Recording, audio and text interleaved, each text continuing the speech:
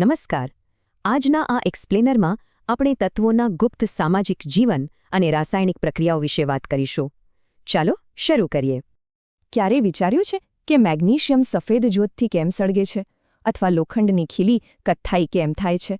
તો ચાલો સમીકરણો, તત્વોનું જોડાવું તૂટવું, ઓક્સિજનની ચોરી અને આપણા રસોડામાં થતા રસાયણશાસ્ત્રની મજેદાર સફર શરૂ કરીએ. રાસાયણિક પ્રક્રિયા એટલે પદાર્થનું સાવ નવા રૂપમાં બદલાવો. જેમ કે મેગ્નેશિયમ સળગીને સફેદ મેગ્નેશિયમ ઓક્સાઇડ બની જાય છે. બ્રહ્માંડનો એક અટલ નિયમ: દળનું સર્જન કે વિનાશ શક્ય નથી.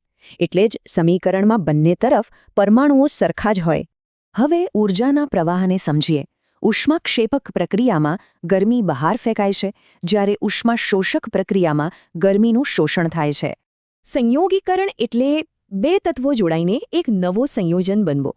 આને તમે એક પ્રકારના રાસાયણિક લગ્ન સમજી શકો છો. કડી ચૂનામાં પાણી ઉમેરતા જબરદસ્ત ગરમી ઉત્પન્ન થાય છે. આ એક અત્યંત ઉષ્માક્ષેપક પ્રક્રિયાનું ઉત્તમ ઉદાહરણ છે. અને આનાથી બિલકુલ ઉલટું એટલે વિઘટન પ્રક્રિયા. અહીં એક સંયોજન તૂટીને બે કે વધુ સરળ પદાર્થોમાં વહેંચાઈ જાય છે. દાખલા તરીકે, લીલા ફેરસ સલ્ફેટને ગરમ કરતાં જ તે કથ્થઈ થઈ જાય છે અને સલ્ફર બળવાની ગંધ આવે છે. જો પાણીનું વિદ્યુત વિભાજન કરીએ તો હાઇડ્રોજન અને ઓક્સિજન બરાબર 2:1ના ચોક્કસ પ્રમાણમાં છૂટા પડે છે. વિસ્થાપન પ્રક્રિયા એટલે જાણે ડાન્સ પાર્ટનરની ફેરબદલી. અહીં વધુ તાકાતવર તત્વ હંમેશા નબળા તત્વને દૂર કરી પોતાનું સ્થાન જમાવે છે. વાદળી કોપર સલ્ફેટમાં રહેલી લોખંડની ખીલી કોપરને હટાવી દે છે અને દ્રાવણનો રંગ જાદુઈ રીતે આછો લીલો થઈ જાય છે. દ્વિવિસ્થાપન પ્રક્રિયામાં તો બે સંયોજનો વચ્ચે આયનોની સંપૂર્ણ અદલાબદલી થાય છે, જેથી બિલકુલ નવા જ સંયોજનો બને છે. આ અદલાબદલીના પુરાવા રૂપે તમને અચાનક જ બેરિયમ સલ્ફેટના ચમકતા, સફેદ અને પાણીમાં ન ઓગળે તેવા અવશેપ દેખાશે. હવે છેલ્લો કન્સેપ્ટ, ઓક્સિજનની આ લેવડ-દેવડ કે ચોરીને રસાયણશાસ્ત્રની ભાષામાં ઓક્સિડેશન અને રિડક્શન કહેવાય છે. ચમકતા કથ્થાઈ કોપરને ગરમ કરતાં જ તે હવામાંથી ઓક્સિજન મેળવી કાળો બની જાય છે.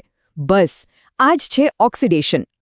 આપણે શીખેલી તમામ મુખ્ય પ્રક્રિયાઓનો આ સરળ સારાંશ છે.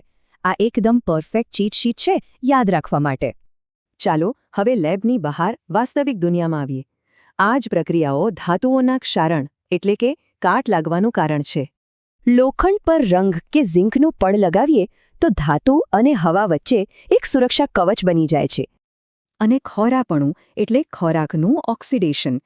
આ અદૃશ્ય પ્રક્રિયા આપણા રસોડામાં રહેલા ખોરાકનો સ્વાદ અને ગંધ સાવ બગાડી નાખે છે.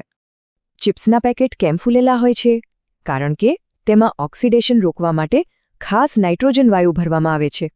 હવે જ્યારે પણ કાટવાળો દરવાજો કે ચિપ્સનું પેકેટ જુઓ તો વિચારજો કે ત્યાં કઈ ગુપ્ત રાસાયણિક પ્રક્રિયા ચાલી રહી છે.